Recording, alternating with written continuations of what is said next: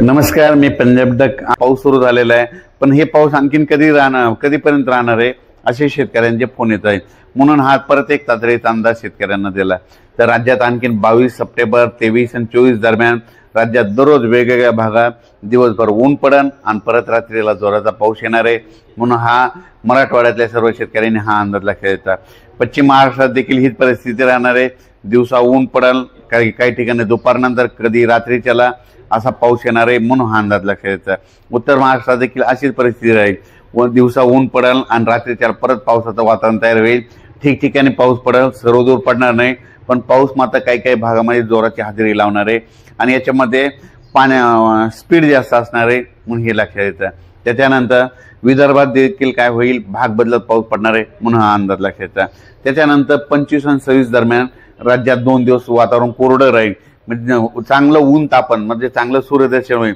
पण त्याच्यानंतर राज्यामध्ये 27 सप्टेंबर 28 29 30च्या दरम्यान राज्यामध्ये ठिकठिकाणी मुसळधार पाऊस पडणार आहे. कुठं अतिमुसळधार पडणार आहे, कुठं रिमझिम पडणार आहे, कुठं ओढे नाले पडणार आहे.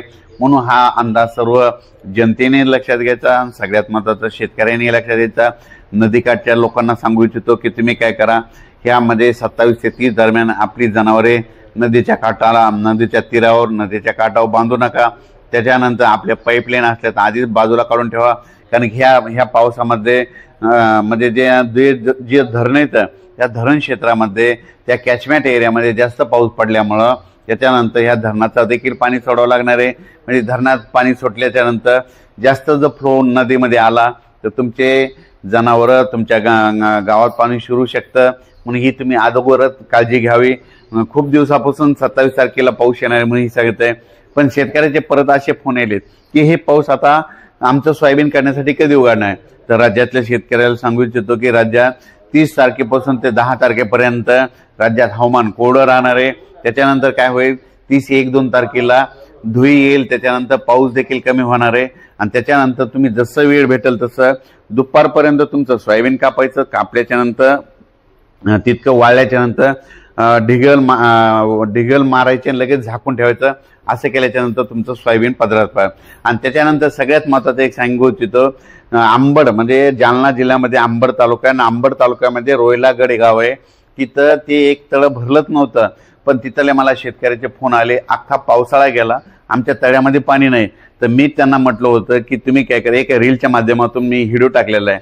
मी म्हटलं तुम्ही काय करा, मिठाचा प्रयोग करा. मिठाचा प्रयोग केल्याच्यानंतर 72 तासात त्या गावाला दररोज पाऊस सुरू होतो. पण त्याच्यानंतर म्हणलं की तुमचं तळ मात्र त्या मिठाचा प्रयोग केल्याच्यानंतर तुमच्या भागात मुसळधार पाऊस पडेल आणि तुमच्या तळ्याला पाणी येईल. आणि योगायोगानं सांगतो, ते प्रयोग करून आम्ही 4 ते 5-6 दिवस झालेत. माझ्याकडे व्हिडिओ देखील आहे.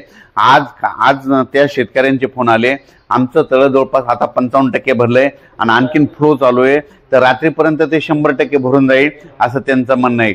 तर हे म्हणजे रोयलागडमध्ये आतापर्यंत महाराष्ट्रामध्ये इतका पाऊस झाला आणि ते रोयलागडच गाव असं होतं की ते वाटलं तुम्ही कोणी सर्च करून तिथं नातेवाईक काय असेल तर विचारू शकता. तिथं काही पाऊस पडलाच नव्हता. पण पाण्यात देखील, तळ्यात देखील असं पिण्यासाठी सुद्धा पक्ष्याला पाणी नव्हतं. तिथं ह्या कालच्या रात्रीच्याच पावसात 55% पर्यंत तळ्यात पाणी आलंय. मी एका रीलच्या माध्यमातून टाकले आणि आणखीन एक परत टाकणार आहे, म्हणून हे लक्षात येतं. पण राज्यात मात्र 27, 28, 29 दरम्यान मुसळधार पाऊस पडणार आहे, म्हणून हा अंदाज सर्व शेतकऱ्यांनी लक्षात घ्यायचा. या पावसामध्ये विजेचं प्रमाण जास्त असल्यामुळे माझी शेतकऱ्याला विनंती आहे, तुम्ही काय करा, विजा कडकडत असताना झाडाखाली थांबू नका, आपली जनावरांकडे झाडाच्या खाली बांधू नका.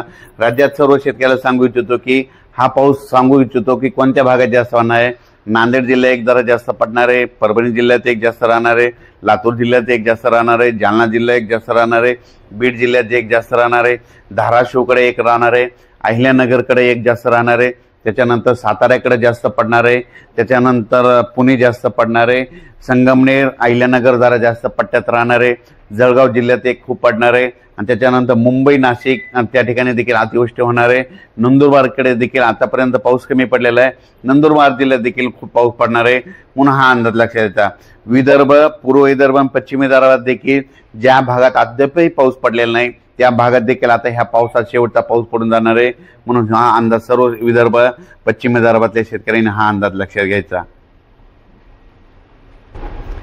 परत एक शेतकऱ्यासाठी आनंदाची बातमी, इतक्या दिवस पाऊस चालू आणि हे बंद कधी होणार आहे? तर सर्व शेतकऱ्याला सांगू इच्छितो की 30 सप्टेंबर पासून ते 10 ऑक्टोबर पर्यंत राज्यात पाऊस विश्रांती घेणार आहे। त्यामध्ये तुम्ही तुमचं काय करा, सोयाबीन काढू शकतात, कोणत्या पिकाच्या फवारण्या असेल तर ते करू शकता, म्हणून हा अंदाज लक्षात घ्यायचा। त्याच्यानंतर 10, 11, 12 ऑक्टोबरच्या दरम्यान एकदा थोडासा पाऊस येईल, पण हे देखील जास्त प्रमाण नसणार आहे, व्याप्ती नसणार आहे। त्याचा अंदाज लगेच आपण उद्याच्या व्हिडिओमध्ये परत दिला जाईल। धन्यवाद।